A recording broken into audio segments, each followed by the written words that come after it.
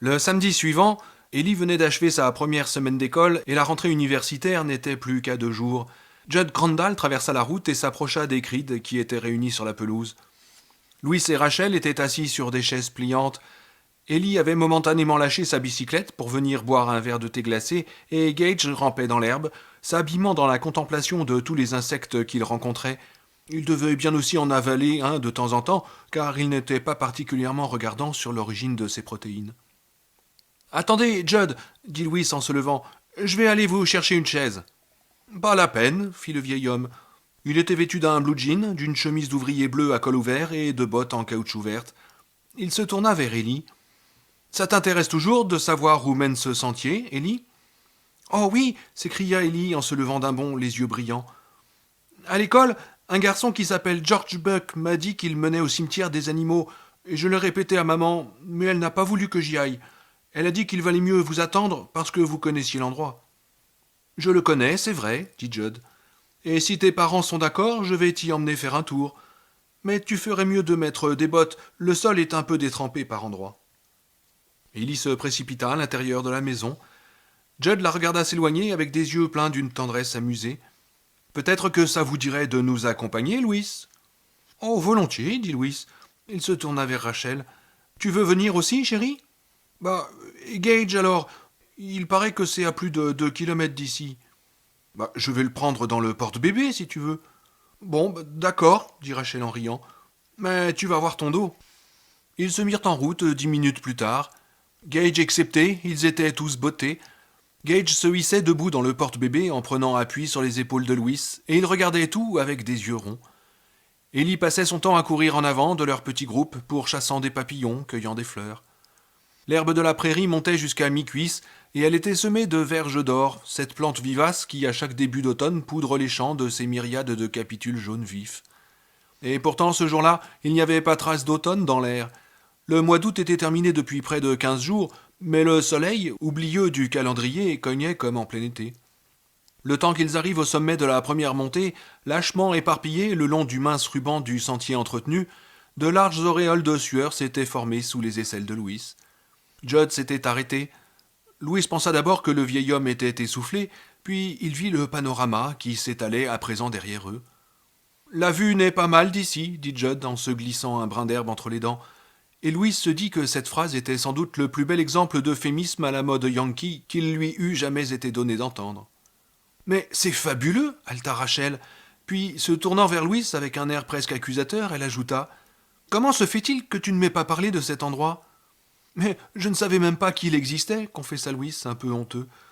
Ils étaient encore sur leur propriété, mais jusqu'à présent, ils n'avaient tout bonnement pas trouvé le temps de gravir le coteau, dont la petite pente prenait pourtant juste derrière la maison.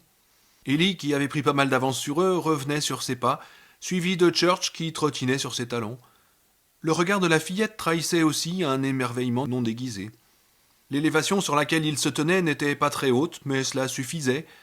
En avant d'eux, vers l'est, la vue était entièrement bouchée par des bois épais, mais dans leur dos, à l'ouest, s'étalait un paysage de rêve, doucement vallonné, figé dans une espèce d'assoupissement tranquille, et que la chaleur de l'été finissant nimbait d'une impalpable brume d'or.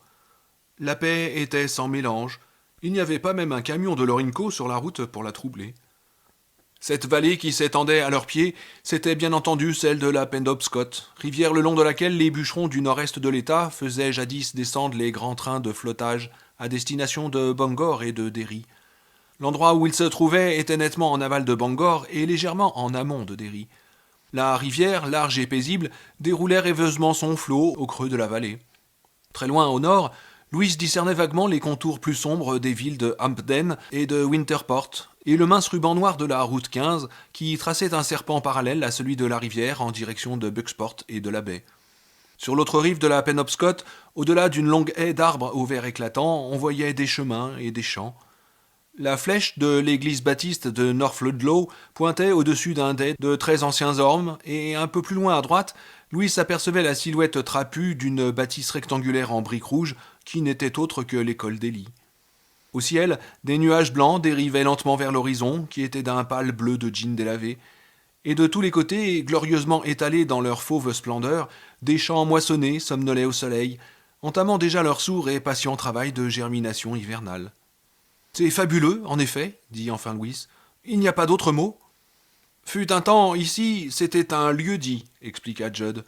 Il se ficha une cigarette dans la commissure des lèvres, mais ne l'alluma pas. On l'appelait Prospect Hill.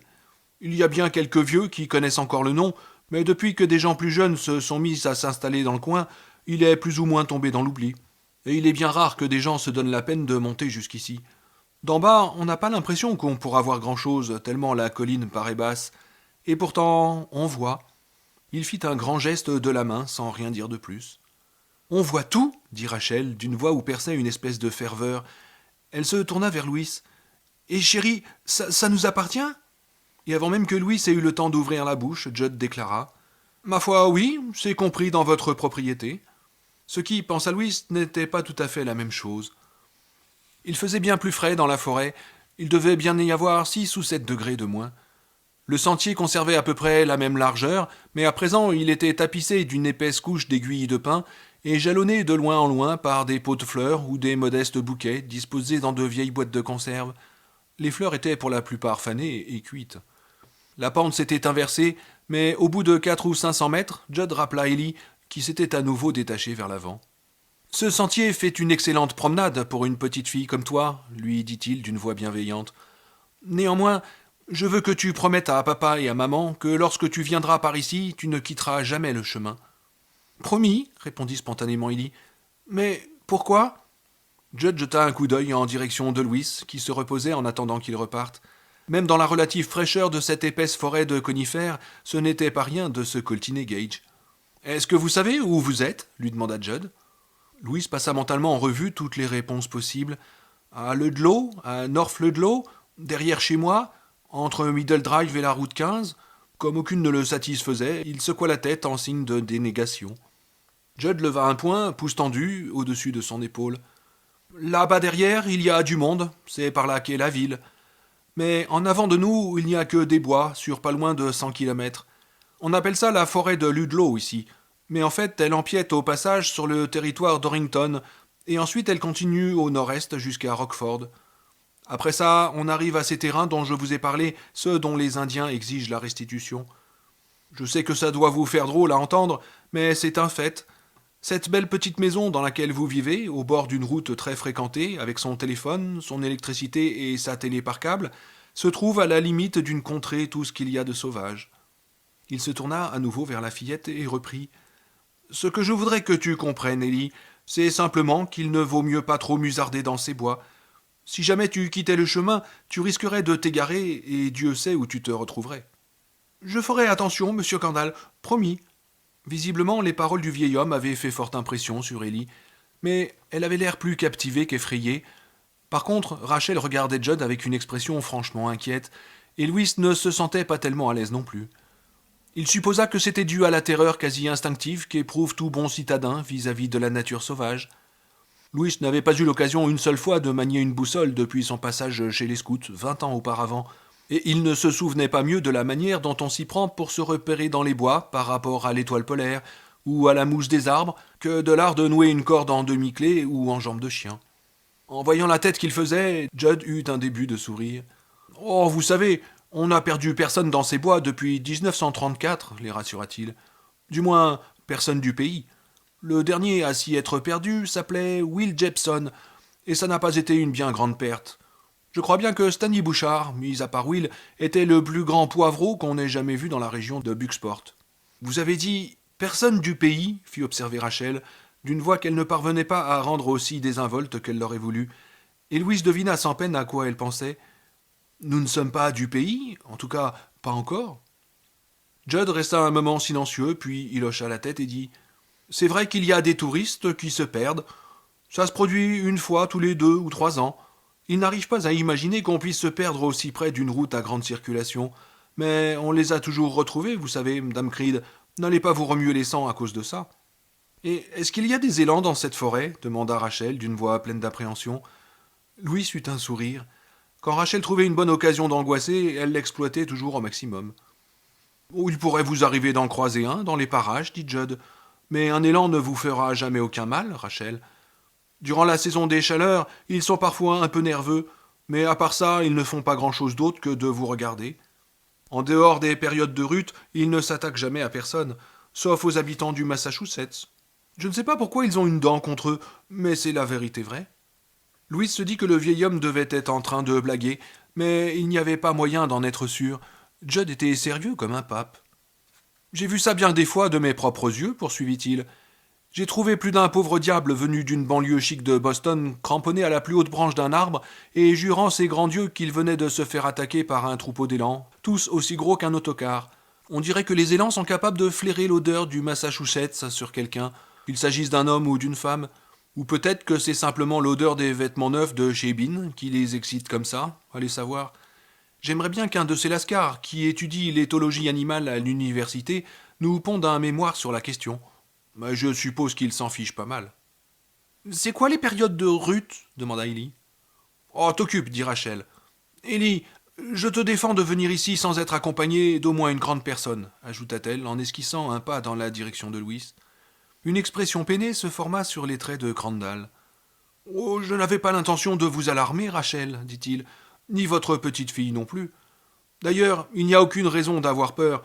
Ce sentier est tout ce qu'il y a de plus sûr. Au printemps, la pluie y creuse des fondrières, et il a toujours été un peu bourbeux, sauf en 55 où on a eu une sécheresse exceptionnelle pendant l'été. Mais à part ça, il n'y a rien de bien méchant dans ces bois. On n'y trouve même pas de sumac vénéneux, alors qu'il y en a tout un buisson au fond de la cour de récréation de l'école de Ludlow. Soit dit en passant, Ellie, tu ferais bien de ne pas t'en approcher si tu ne veux pas être condamné à prendre un bain d'amidon chaque jour pendant 3 semaines entières. Ellie se plaqua une main sur la bouche pour étouffer un rire. Non, croyez-moi, ce sentier est parfaitement sûr, insista Judd en s'adressant cette fois à Rachel, qui n'avait toujours pas l'air convaincue. Je parierais que Gage lui-même n'aurait pas de mal à le suivre, et d'ailleurs les autres gosses du pays viennent souvent par ici, comme je vous l'ai dit. Ce sont eux qui l'entretiennent.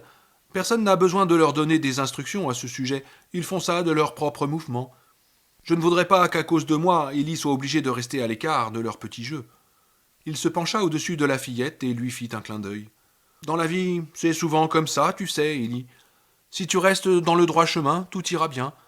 Mais si jamais tu t'en écartes, à moins d'avoir beaucoup de chance, tu t'égareras fatalement.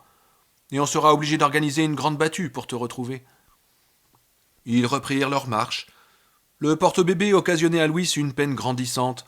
Un début de crampe lui tiraillait les omoplates. De temps en temps, Gage lui empoignait les cheveux à 2 mains et tirait dessus avec enthousiasme, ou lui décochait gaiement un bon coup de pied dans les reins. Des moustiques tardifs tourbillonnaient autour de sa figure, et leur susurration lui mettait des larmes aux yeux. Le sentier suivait toujours une pente descendante. Après avoir zigzagué entre des sapins aux allures vénérables, il coupait en ligne droite une assez grande étendue de taillis enchevêtrée de ronces.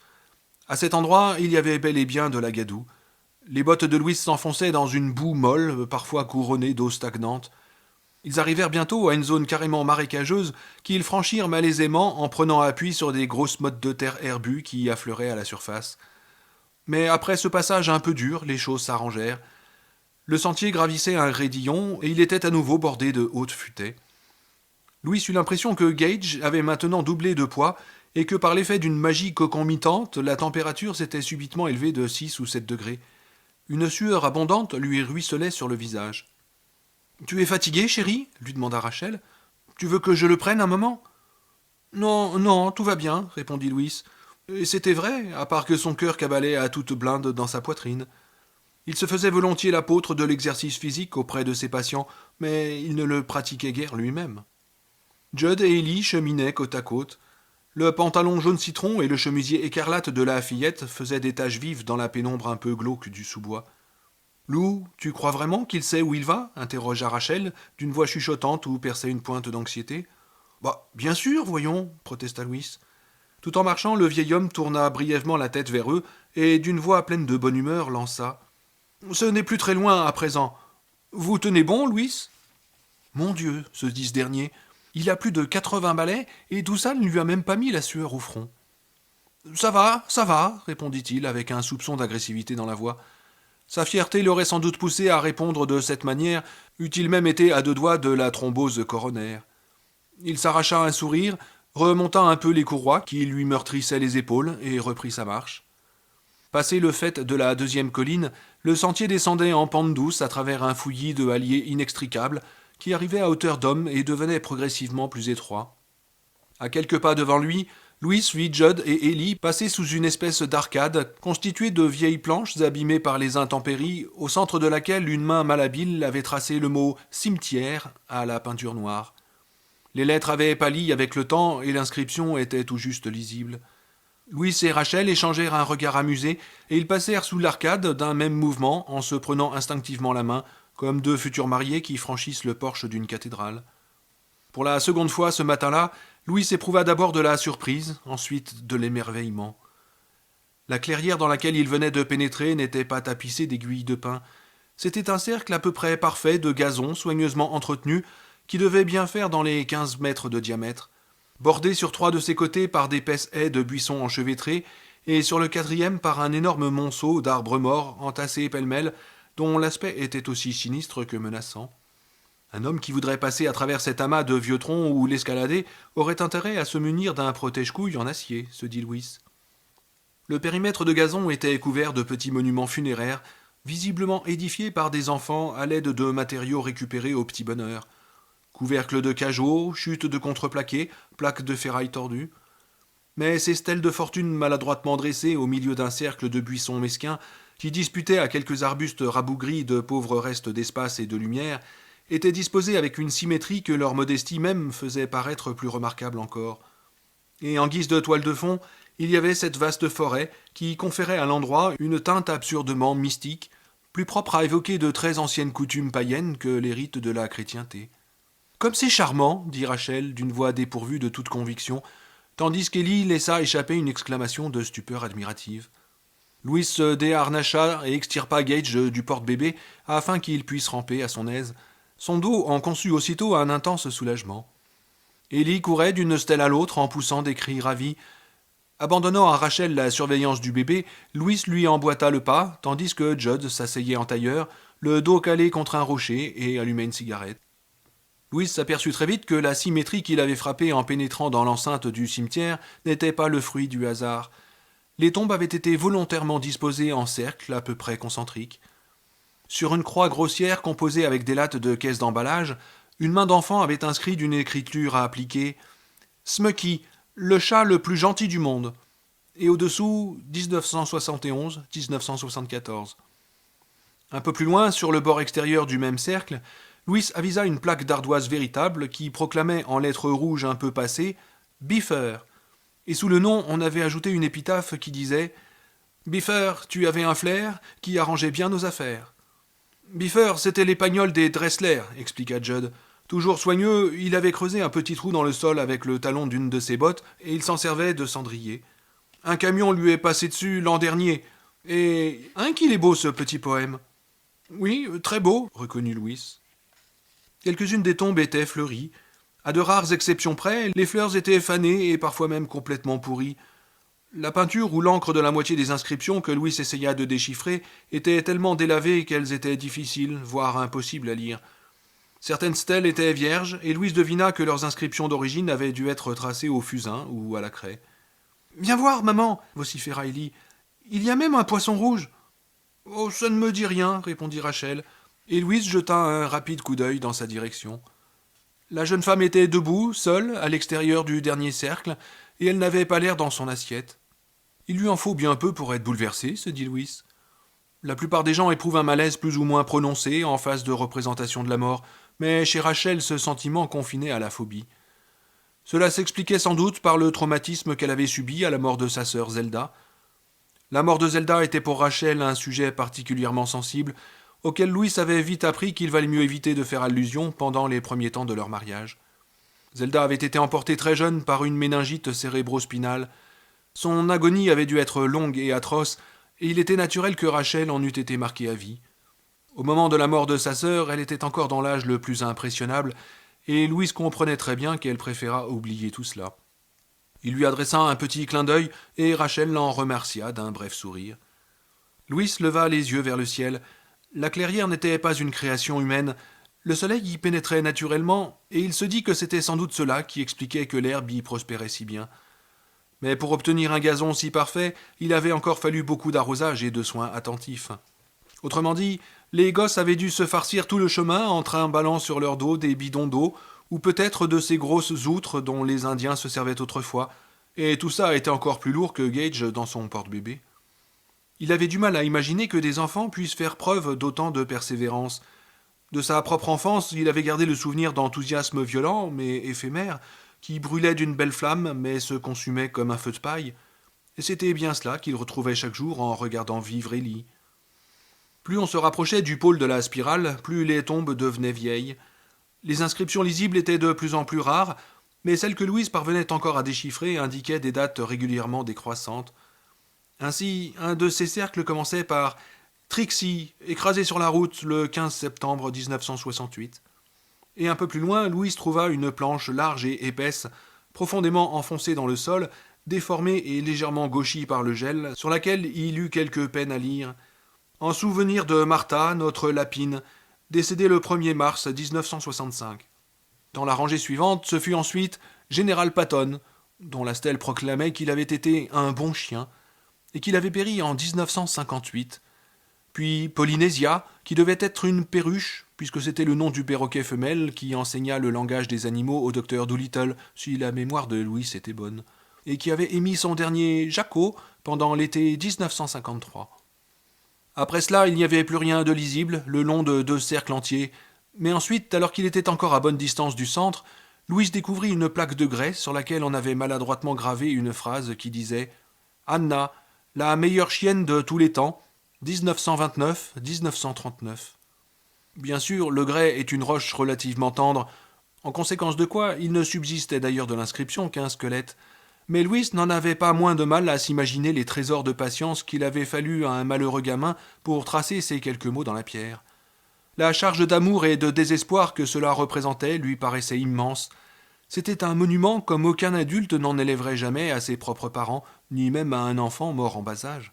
« Il y en a qui ne datent pas d'hier, dites donc !» s'exclama-t-il à l'adresse de Judd, qui s'était levé pour le rejoindre et arrivait justement à sa hauteur. Le vieil homme hocha la tête. « Venez avec moi, Louis, dit-il. Je voudrais vous montrer quelque chose. » Ils continuèrent en direction du centre de la spirale et s'arrêtèrent dans la 3e rangée. À cet endroit, la circularité était si régulièrement ordonnée qu'on ne pouvait pas croire une seconde que les choses s'étaient arrangées ainsi par le plus grand des hasards, comme les anneaux extérieurs en donnaient trompeusement l'impression. Judd s'était arrêté au-dessus d'une petite plaque d'ardoise qui était tombée à plat sur le sol. Avec des gestes précautionneux, il se mit à genoux et la redressa. « Jadis, il y avait quelque chose d'écrit là-dessus, dit le vieil homme. Des mots que j'avais tracés de mes propres mains à la pointe d'un ciseau, mais l'usure les a effacés. C'est ici que j'ai enterré mon premier chien. Il s'appelait Spot. Il est mort de sa belle mort en 1914, l'année même de la Grande Guerre. Ainsi donc, ce cimetière enfantin comptait des monuments plus anciens encore que ceux de la plupart des cimetières ordinaires. Louis trouvait cette idée effarante. Il gagna le centre du cercle et examina les stèles qui s'y dressaient. Toutes leurs inscriptions étaient illisibles et pour la plupart elles étaient à demi enfouies dans le sol. Il en redressa une que l'herbe avait presque entièrement recouverte. Elle se décolla de la terre humide avec un petit grincement de protestation. Des cloportes aveugles grouillaient sur le bois pourri de la plaque funéraire. Louise frissonna légèrement. « Cette nécropole pour animaux ne m'enchante pas tant que ça, après tout, » se dit-il. « Elle date de quand, ces tombes-là » demanda-t-il. « Oh, alors ça, je n'en sais fichtre rien, » répondit Judd en fourrant les mains dans les poches de son jean. « À la mort de Spot, l'endroit existait déjà, bien entendu. J'avais toute une bande de copains dans ce temps-là, et ils m'ont aidé à creuser sa tombe. Le sol n'est pas commode à remuer par ici, vous savez. La surface est très dure, et par-dessous, c'est bourré de caillasses. Et moi aussi, je leur ai prêté main forte à l'occasion. » Il ressortit sa main droite de sa poche et pointa un index calleux en direction de plusieurs tombes successives en expliquant « Si je me rappelle bien, c'est là qu'on a enterré le chien de Pete Levasseur. Et là-bas, côte à côte, 3 chatons d'une même portée de la chatte de Al Grotley. Le vieux père Fritchie élevait des pigeons voyageurs, et il y en a un qui s'est fait boulotter par un chien et on l'a enterré là. Al Grotley, Karl, Anna et moi. » Il s'interrompit et son visage prit une expression méditative. « Vous savez, ajouta-t-il, je suis le dernier survivant de notre bande.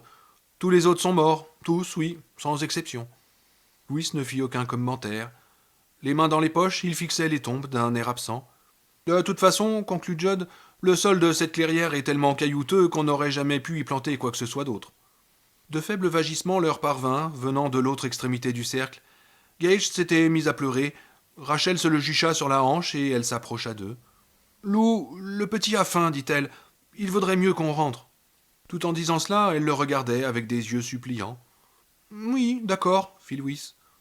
Il se passa à nouveau les courroies du porte-bébé autour des épaules et se retourna afin que Rachel puisse y installer l'enfant. Ellie, appela-t-il.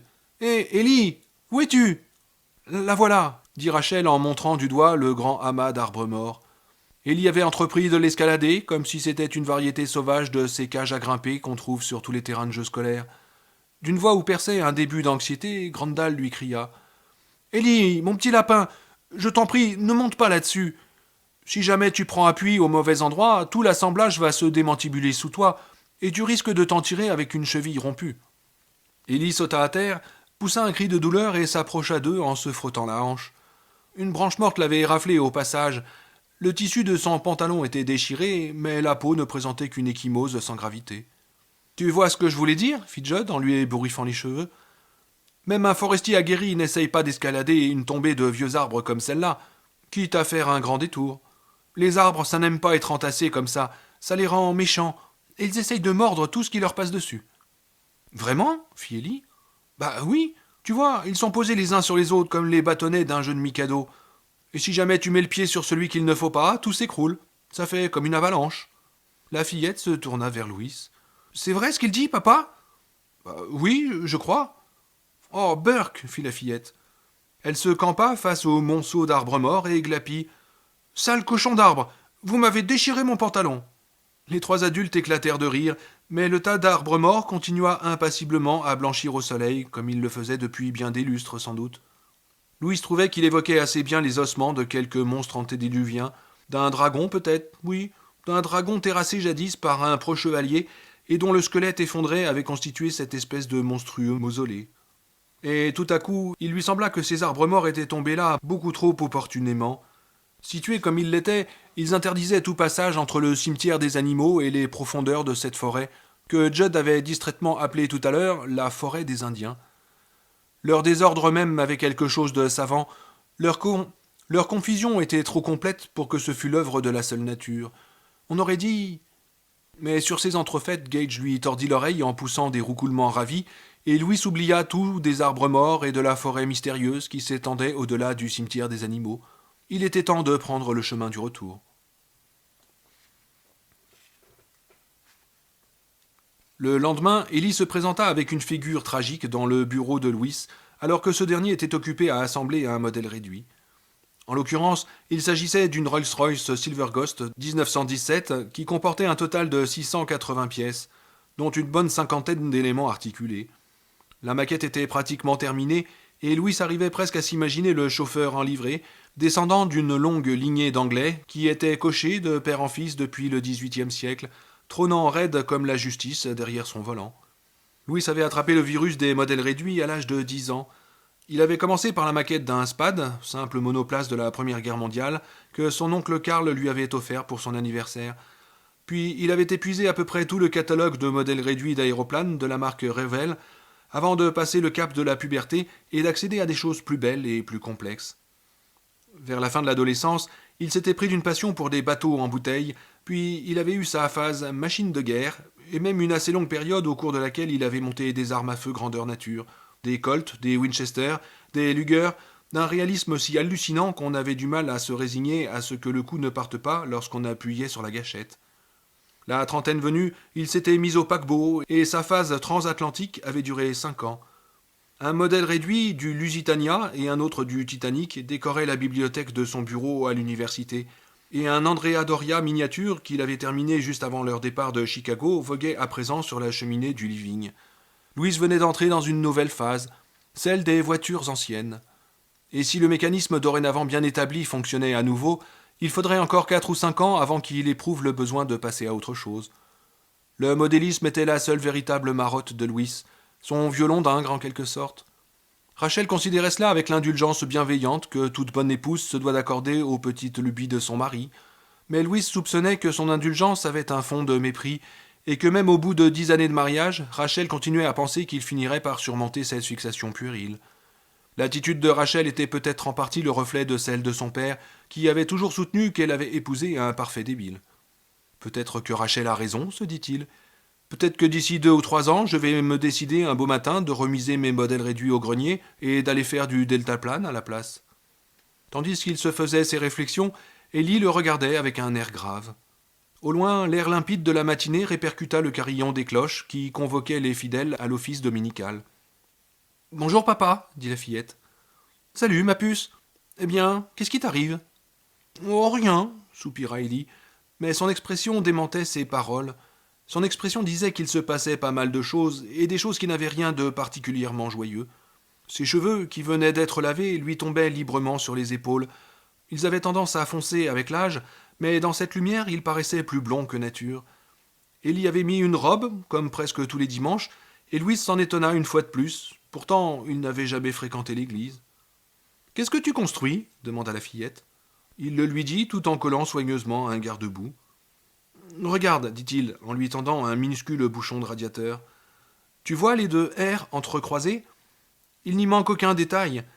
Si l'avion qu'on prend pour aller à Chicago pour les fêtes de Thanksgiving est un L-1011 de la Lockheed, tu verras exactement les mêmes R sur les moteurs. »« Bon, fit-elle en lui rendant l'objet, ce n'est qu'un bouchon de radiateur. »« Oh, je t'en prie, Ellie, dit Louis. Quand on est l'heureux propriétaire d'une Rolls-Royce, on appelle ça un enjoliveur. Si on est assez riche pour se payer une Rolls, on peut se permettre de crâner un peu. Dès que j'aurai mon 2e million de dollars en banque, je m'en achèterai une moi-même.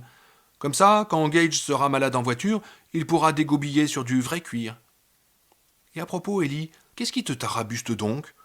Mais avec Ellie, ce n'était pas la bonne méthode. Pas question de l'interroger ainsi de but en blanc. Ellie n'avait pas l'habitude d'étaler aussi facilement ses sentiments, et c'était un trait de caractère que Louis admirait beaucoup chez elle. « Est-ce qu'on est riche, papa ?»« Oh non, dit Louis, mais on n'est pas non plus dans la misère. »« Michael Burns m'a dit que tous les docteurs étaient riches, il est dans ma classe à l'école. »« Eh bien, tu diras à ce Michael Burns qu'il se trompe. Beaucoup de médecins deviennent riches, c'est vrai, mais ça leur prend au moins 20 ans. Et on ne s'enrichit pas en dirigeant les services médicaux d'une université. Pour se faire du fric, il faut avoir une bonne spécialité. Être gynécologue, orthopédiste ou neurologue. Ceux-là, oui, font vite fortune. Mais un malheureux salarié comme moi, ça met rudement longtemps à s'enrichir. Mais alors pourquoi t'as pas une bonne spécialité, papa ? Louise songea à nouveau à ses modèles réduits. Il se remémora le jour où le goût des avions de combat lui avait brusquement passé. Il s'était lassé tout aussi soudainement des tanks et des canons, et après avoir mis des bateaux en bouteille pendant des années avec une passion qui paraissait inextinguible, il s'était subitement aperçu que c'était complètement idiot. Ensuite, il essaya de s'imaginer ce qu'on pouvait ressentir quand on était condamné à passer sa vie entière à palper des pieds d'enfants pour s'assurer qu'ils n'étaient pas menacés d'hallux valgus, ou à enfiler des gants en latex diaphane avant d'enfoncer un doigt distingué dans le vagin d'une femme pour voir s'il ne présentait pas une grosseur ou une lésion. « Ça ne me plairait pas, voilà tout, dit-il. » Church entra dans la pièce et resta un moment immobile à les examiner curieusement de ses grands yeux verts, comme pour évaluer la situation, puis il sauta sans bruit sur l'appui de la fenêtre et parut s'endormir. Ellie jeta un rapide coup d'œil en direction de l'animal et elle eut un froncement de sourcils que Louise trouva très étrange. D'habitude, Ellie regardait Church avec des yeux qui débordaient d'une tendresse tellement sirupeuse qu'on en avait presque mal au cœur. Elle se mit à errer çà et là dans la pièce en examinant les modèles réduits disséminés un peu partout. Puis, sur un ton de désinvolture admirablement étudié, elle lança « Qu'est-ce qu'il y avait comme tombe dans ce cimetière d'animaux, hein, papa ?» Ah, c'est donc là que les Athéniens s'éteignirent, se dit Louis, mais il ne se retourna même pas. Il vérifia son schéma de montage et entreprit de placer les lanternes avant de la Rolls. « Oui, il y en avait beaucoup, c'est vrai, dit-il. Plus de 100, à mon avis. Papa, pourquoi est-ce que les bêtes ne vivent pas aussi longtemps que les gens ? » Il y a des animaux qui ont une durée de vie équivalente à la nôtre, dit Louis. Il y en a même qui vivent beaucoup plus longtemps que nous. Les éléphants vivent très longtemps, et certaines tortues marines sont tellement vieilles qu'on ne sait plus l'âge qu'elles peuvent avoir. Ou peut-être qu'on le sait, mais qu'on n'arrive pas à y croire. Ellie écarta tout cela avec beaucoup de simplicité en déclarant « Je parlais des animaux domestiques, papa. Les éléphants et les tortues marines, ça ne compte pas. Les animaux domestiques ne vivent pas longtemps du tout. Michael Burns m'a dit qu'une année de vie de chien correspond à 9 ans de notre vie à nous. »« 7, pas 9, corrigea Louis. « Et je vois où tu veux en venir, Ellie. Et tu as raison de te poser ces questions. C'est vrai qu'un chien de 12 ans est un très vieux chien. Tout ça, tu vois, c'est à cause d'un truc qui s'appelle le métabolisme. Le métabolisme, c'est ce qui règle la durée de vie des individus. Oh, ça ne fait pas que ça, bien sûr. Il y a des gens à qui leur métabolisme permet de manger énormément tout en restant mince, comme maman par exemple. Tandis que d'autres se mettent très vite à grossir. Ça, c'est moi. C'est simplement que nous avons des métabolismes différents, maman et moi. Mais à ce qu'il semble, la principale fonction du métabolisme des êtres vivants, c'est de jouer un peu, si tu veux, le rôle d'une horloge interne. Les chiens ont un métabolisme relativement rapide, celui des humains est beaucoup plus lent. En moyenne, on vit tous à peu près 72 ans. Et 72 ans, c'est drôlement long, tu peux me croire. Ellie avait l'air vraiment soucieux, et Louis espérait que ses explications la rassureraient. Elles étaient pourtant loin d'être sincères. Il avait 35 ans, et à dire vrai, il lui semblait que toutes ces années étaient passées aussi vite qu'un courant d'air qui s'engouffre brièvement par l'entrebâillement d'une porte. Et quant aux tortues marines, reprit-il, leur métabolisme est encore plus lent que... Et les chats coupait Ellie en jetant un nouveau coup d'œil en direction de Church.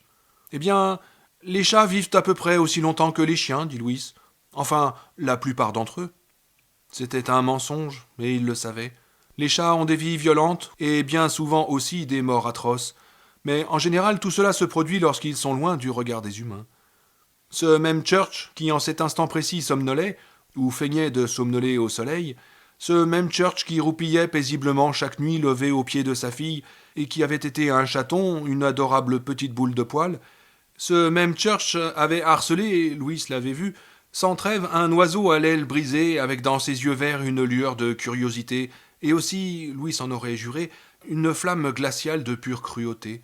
Church achevait rarement les victimes de ces jeux sadiques, mais il y avait eu au moins une exception de taille, un gros rat qu'il avait probablement capturé dans les 3 passages qui séparaient leur immeuble de l'immeuble voisin. Et avec ce rat, Church n'y avait pas été de main morte. Il en avait même fait un tel carnage qu'en voyant ce sang et ses tripes répandues partout, Rachel, qui venait d'entamer son 6e mois de grossesse, s'était précipitée dans la salle de bain pour vomir. Oui, les chats vivent et meurent dans la violence. Un beau jour, un chien, qui ne ressemble en rien à ces bulldogs balourds, qui s'essoufflent vainement à poursuivre des matous espiègles dans les dessins animés du dimanche après-midi, leur plante ses crocs où il faut et les égorge proprement. Ou bien ils se font régler leur compte par un mâle rival, avalent une boulette de viande empoisonnée ou passent sous une voiture. Les chats sont les bandits du règne animal, ils vivent et meurent comme des hors-la-loi. Et la grosse majorité d'entre eux ne finissent pas leur jour paisiblement assoupis devant le feu. Mais ce ne sont pas des choses qu'un père peut dire à sa fillette de 5 ans, qui se trouve confrontée pour la première fois à la réalité de la mort. Tu n'as qu'à calculer, reprit-il. Church n'a encore que 3 ans, tu en as 5. Ce qui veut dire que dans 10 ans, il y a des chances qu'il soit toujours vivant, alors que toi, tu auras 15 ans, et tu ne seras plus qu'à 1 an de la fin de tes études secondaires. Tu vois, ça fait un bon bout de temps. Bah, ça me paraît pas long à moi, protesta Ellie d'une voix qui à présent tremblait un peu. Pas long du tout. Renonçant à feindre plus longtemps d'être absorbé dans la confection de sa maquette, Louis lui fit signe de s'approcher et il la fit asseoir sur ses genoux. Une fois de plus, la beauté de la fillette, encore accusée par l'émotion qui la remuait, le frappa en plein cœur. Avec son teint un peu olivâtre, elle avait l'air d'une levantine. Ce n'était pas pour rien que Tony Benton, un de ses collègues de Chicago, l'avait surnommée la princesse indienne. Tu sais, chérie, lui dit-il, si ça ne dépendait que de moi, je laisserais Church vivre 100 ans. Mais ce n'est pas moi qui édicte les règles. C'est qui, alors interrogea Ellie, puis avec une nuance de suprême dédain dans la voix, elle répondit elle-même à sa propre question. C'est le bon Dieu, sûrement.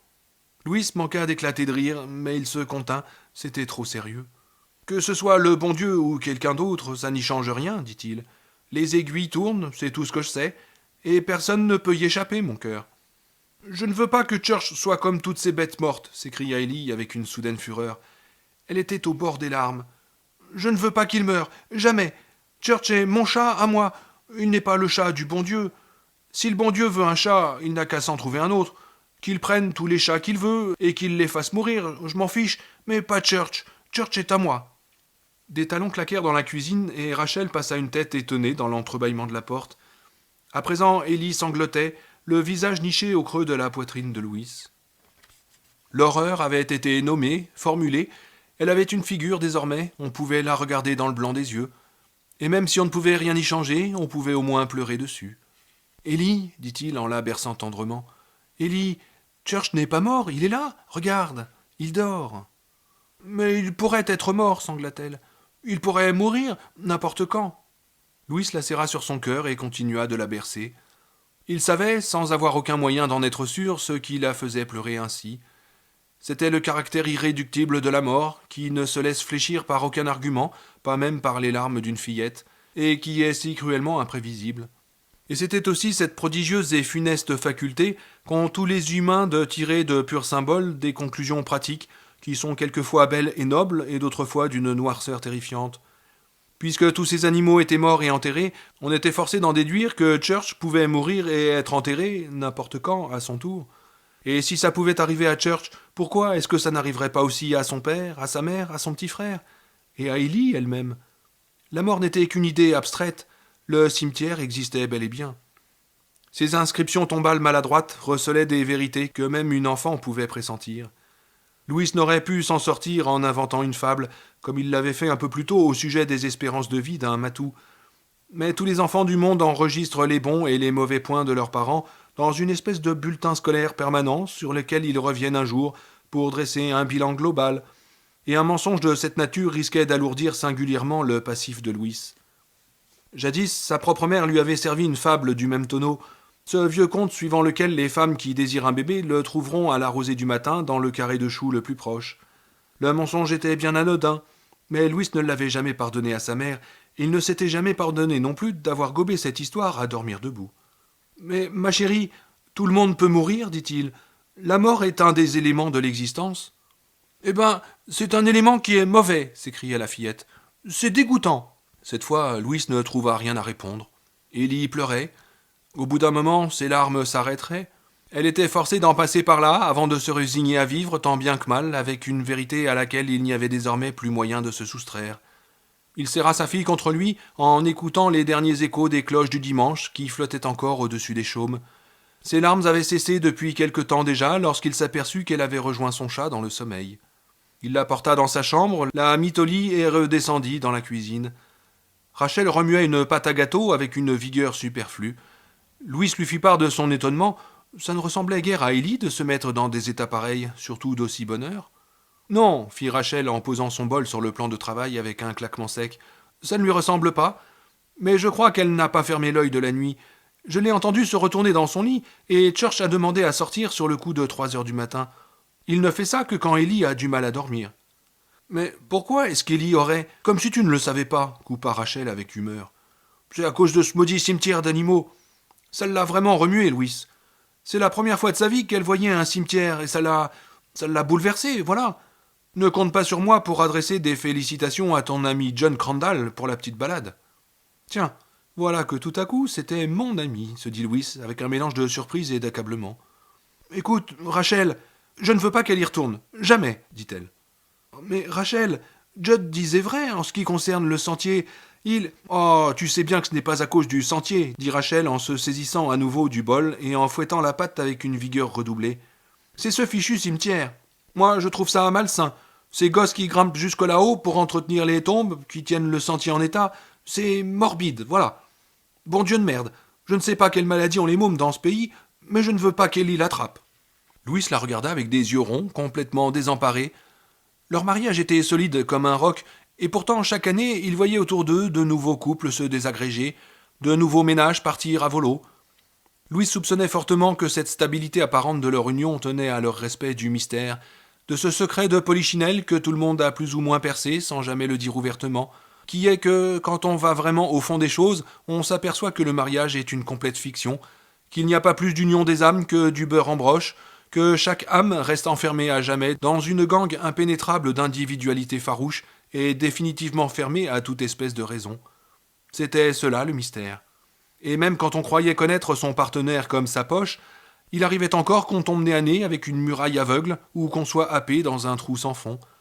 Et parfois même on se trouvait égaré au milieu d'une zone de complète bizarrerie. Ça vous arrivait tout à coup, quoique rarement, Dieu merci, et sans raison apparente, comme il arrive à un avion qui vole au milieu d'un ciel parfaitement serein, d'être brusquement secoué par d'invisibles turbulences. Par exemple, on découvrait chez son conjoint une attitude ou une croyance qu'on n'avait jamais soupçonnée, une conviction tellement absurde, à vos yeux en tout cas, qu'elle frisait la psychose. Dans ces cas-là, quand on tenait à préserver la paix du ménage et sa propre tranquillité d'esprit, il valait mieux laisser pisser le mérinos et se répéter que les seuls gens qui perdent patience lorsqu'ils viennent de faire ce genre de découverte sont les insensés qui s'imaginent qu'on peut vraiment connaître l'esprit de quelqu'un d'autre. Mais, chérie, ce n'est qu'un cimetière pour animaux, dit-il. Après avoir vu la manière dont Ellie pleurait là-dedans tout à l'heure, dit Rachel en agitant sa cuillère, dégoulinante de pâte en direction de la porte du bureau de Louis, tu crois vraiment que pour elle ce n'était rien de plus qu'un cimetière d'animaux? Non, non. Louis, ça l'a vraiment marqué. Il ne faut pas qu'elle y retourne. Ce n'est pas à cause du sentier, c'est cet endroit. Tu vois, elle s'est déjà mise en tête que Church allait mourir. L'espace d'un instant, Louis eut le sentiment absurde qu'il était encore en train de discuter avec Ellie, que la fillette s'était simplement juchée sur des échasses, avait enfilé une des robes de sa mère et s'était caché le visage sous un masque de Rachel extrêmement bien imité. Jusqu'à leur expression qui était la même, tendue, un peu revêche en surface, mais avec une sensibilité à vif pointant dessous. Louis resta longtemps à chercher ses mots. Il lui semblait soudain que cette discussion portait sur un point fondamental, qu'il n'était plus possible de l'éluder simplement pour laisser intact le mystère, préserver le secret de la solitude des âmes. Il fallait qu'il réagisse, parce qu'il voyait bien que Rachel était complètement à côté de la plaque. Non, il ne pouvait pas la laisser s'aveugler à ce point. Mais Rachel, lui dit-il, Church va mourir. Elle le fixa d'un regard furibond. Mais ce n'est pas de ça qu'il s'agit, répondit-elle en détachant soigneusement chaque syllabe, comme si elle était en train d'expliquer une évidence à un enfant attardé. Church ne va pas mourir aujourd'hui ou demain. Ah, c'est ce que j'ai essayé de faire comprendre à Ellie, justement, dit Louis. Ni la semaine prochaine non plus, reprit Rachel. Il ne mourra sans doute même pas avant des années. Mais voyons, chérie, reprit Louis, comment veux-tu qu'on en soit sûr? Évidemment qu'on peut en être sûr, s'exclama-t-elle avec indignation. On s'occupe de lui comme il faut. Il ne va pas mourir. Personne ici ne va mourir. Alors qu'est-ce que tu as à vouloir bouleverser une malheureuse petite fille en remuant des problèmes qu'elle ne pourra comprendre que lorsqu'elle sera beaucoup plus grande? Écoute, Rachel. Mais Rachel n'écoutait plus rien. Les yeux flamboyants de rage, elle continua. Quand la mort d'un être aimé, une bête familière, un ami ou un parent vous tombe dessus, c'est déjà assez dur d'y faire face. On n'a pas besoin d'en faire une espèce de site touristique, une nécropole pour bestioles. Des grosses larmes roulaient sur ses joues.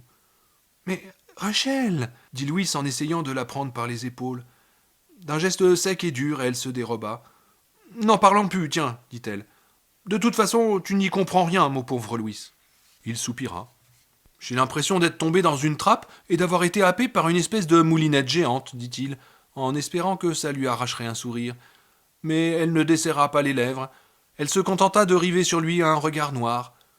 Les yeux de Rachel lançaient des éclairs, et Louise comprit qu'elle était furieuse. Son regard n'exprimait pas simplement la colère, mais une fureur sans borne. « Et toi, Rachel, commença-t-il soudain, sans même savoir exactement ce qu'il allait dire, comment as-tu dormi cette nuit ?»« Ah, c'est malin, dit-elle avec mépris. Elle détourna les yeux, mais Louise avait eu le temps d'y voir passer une brève flamme de douleur. C'est drôlement perspicace, Louis. Décidément, tu ne t'améliores pas. Si quelque chose ne tourne pas rond, ça ne peut être que dans la tête de Rachel, hein? Cette pauvre Rachel, qui a encore un de ces accès bizarres d'hyper-émotivité. Oh, tu es injuste, dit-il. Ah oui? Elle gagna l'autre extrémité du plan de travail et posa son bol de pâte à côté de la cuisinière avec violence. Puis elle entreprit de beurrer un moule à manquer, les lèvres serrées. C'est normal qu'une enfant se pose des questions au sujet de la mort, Rachel, dit Louise d'une voix patiente. Je dirais même que c'est nécessaire. La réaction d'Élie et ses larmes m'ont paru parfaitement naturelles. Rachel virevolta brusquement et planta à nouveau ses yeux dans les siens. Quoi de plus naturel, en effet, s'écria-t-elle. Quoi de plus naturel que de l'entendre verser des torrents de larmes au sujet d'un chat qui se porte on ne peut mieux. Mais arrête, dit Louise. Tout ça ne tient pas debout. Je ne veux plus qu'on parle de ça, dit-elle. On en parlera, que ça te plaise ou non, riposta Louis, qui sentait la moutarde lui monter au nez. La balle est dans mon camp à présent, c'est à ton tour de m'écouter. Ellie ne retournera pas dans cet endroit, point, dit-elle. En ce qui me concerne, la discussion est close. Ça fait déjà plus d'1 an qu'elle sait d'où viennent les bébés, dit Louis d'une voix posée. On lui a montré le livre de Meyers, et on lui a tout expliqué, tu te rappelles? Nous pensions l'un et l'autre que les enfants doivent savoir comment ils sont venus au monde. Mais ça n'a aucun rapport, dit-elle. Et si, justement, coupa-t-il avec brusquerie. Pendant que je parlais de Church avec Ellie tout à l'heure, Je me suis mis à penser à ma mère et au baratin qu'elle m'avait sorti au sujet des bébés qui naissent dans les choux. Je ne lui ai jamais pardonné de m'avoir raconté ça. Je crois que les enfants ne pardonnent jamais les mensonges de leurs parents. D'où viennent les bébés, c'est une chose, mais ça n'a strictement rien à voir avec ce foutu cimetière d'animaux, lui criait à Rachel, et tandis qu'elle lançait cela, ses yeux disaient Tu peux établir tous les parallèles que tu veux, Louis, tu peux y passer tes jours, tes nuits, tu peux argumenter comme ça jusqu'à plus soif, ça ne me convaincra pas. Mais il ne désarma pas. Élie sait comment naissent les bébés. Cette petite balade dans les bois lui a simplement donné envie d'en savoir plus sur ce qui les attend à l'autre bout. C'est parfaitement naturel. En fait, je trouve même que c'est la chose la plus naturelle du monde. Arrête de me bassiner avec ça, hurla subitement Rachel. Elle avait hurlé pour de bon, et Louise, surpris, eut un mouvement de recul instinctif. Son coude heurta le sac de farine ouvert qui était posé sur le plan de travail. Le sac en papier s'abattit dans le vide et éclata au sol, soulevant un nuage de poussière blanche. Oh merde fit Louis avec consternation. Dans une des chambres de l'étage, Gage se mit à pleurer. Bravo fit Rachel, qui à présent pleurait aussi. Pour couronner le tout, tu as réveillé le bébé. Merci pour cette matinée du dimanche parfaitement sereine, tranquille et sans heurts. Elle se dirigea vers la porte, mais Louis l'arrêta au passage en lui posant une main sur le bras. Laisse-moi juste te poser une question, dit-il. Je suis médecin et donc bien placé pour savoir qu'il peut arriver n'importe quoi aux êtres vivants, absolument n'importe quoi. Est-ce que c'est toi qui vas expliquer à Ellie ce qui s'est passé si jamais son chat meurt d'un typhus ou d'une leucophénie? C'est une forme de leucémie qui est très courante chez les chats. Ou s'il se fait écraser sur la route? Hein, Rachel, est-ce que c'est toi qui lui expliqueras? Lâche-moi cracha-t-elle avec furie. Mais son regard trahissait une souffrance et une terreur 1000 fois plus fortes que la colère qui vibrait dans sa voix. Son regard criait « Je ne veux pas parler de ça, Louis, et tu ne peux pas m'y forcer. »« Lâche-moi, je te dis, reprit-elle. Je veux aller chercher Gage avant qu'il ne tombe de son lit. »« Il vaudrait peut-être mieux que ce soit toi qui t'en charge, dit Louis. Comme ça, tu pourras lui expliquer qu'on ne parle pas de ces choses-là, que les gens bien élevés ne parlent pas de ces choses, qu'ils se contentent de les enterrer. Oh, pardon, il ne faudrait pas dire enterrer, ça risquerait de le traumatiser. »« Salaud !» sanglota Rachel en s'arrachant à son étreinte. Louis regrettait déjà ce qu'il venait de dire, mais bien entendu, il était trop tard. « Rachel !» Elle l'écarta brutalement en sanglotant de plus belle. « Laisse-moi tranquille, Louis. Tu en as assez fait comme ça. » Arrivée à la porte, elle s'arrêta et se retourna vers lui, le visage inondé de larmes. « Je ne veux plus qu'on parle de ça devant Ellie, dit-elle. Je suis sérieuse, Lou. La mort, ça n'a rien de naturel, rien. C'est cela que tu devrais savoir en tant que médecin. » Elle tourna les talons et s'enfuit, abandonnant Louis au milieu de la cuisine déserte qui résonnait encore de leur éclat de voix. Au bout d'un long moment, il se décida enfin à aller chercher un balai dans la remise. Tandis qu'il balayait, il médita ce que Rachel lui avait dit juste avant de s'en aller. Leurs points de vue étaient diamétralement opposés, et pourtant cet antagonisme était resté longtemps secret. Étant médecin, il était logique que Louise considérât la mort comme la chose la plus naturelle du monde, la naissance mise à part. Dans la vie, rien n'est inéluctable. Les impôts, les brouilles familiales, les conflits sociaux, la réussite ou l'échec, rien de tout cela n'est fatal. La seule fatalité, c'est que les aiguilles n'arrêtent pas de tourner et qu'au bout du compte, il n'en subsiste rien d'autre que des pierres tombales dont le temps ronge et efface peu à peu les inscriptions. Même les tortues marines et les séquoias géants finissent par y passer un jour. « Zelda, dit-il tout haut, bon Dieu, ça a dû lui flanquer un sacré coup. » La seule question était de savoir s'il valait mieux laisser tomber ou s'obstiner à vouloir y changer quelque chose. Il vida la pelle à ordures au-dessus de la poubelle, la farine s'en détacha avec un bruit soyeux et poudra les cartons de lait chiffonné et les boîtes de conserve vides.